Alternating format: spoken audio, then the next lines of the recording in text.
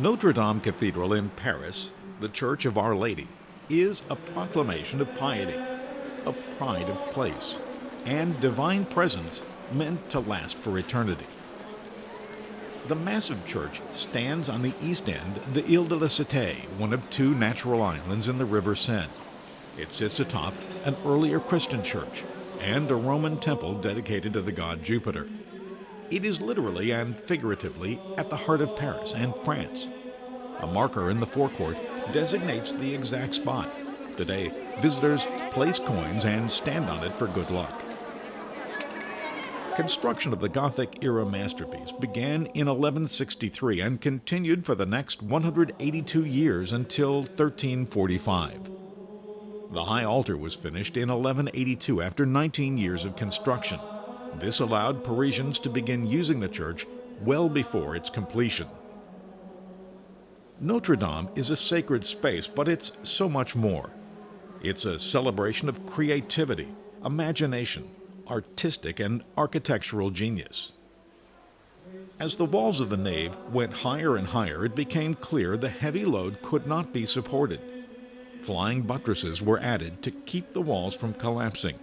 They have since become its most recognizable detail. Elaborate stone carvings over the main entrance greet visitors with scenes of the final judgment. One of the figures is Saint Denis, the first bishop of Paris. He was martyred by beheading in the year 250. Legend says he picked up his severed head and kept preaching. Inside, the enormous stained-glass windows are works of art that serve to illuminate and amplify the experience of the space. Notre Dame is meant to be seen, but it's also meant to be felt.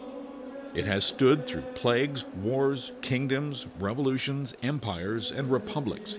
Its stones seem to have absorbed the very best and the very worst of times.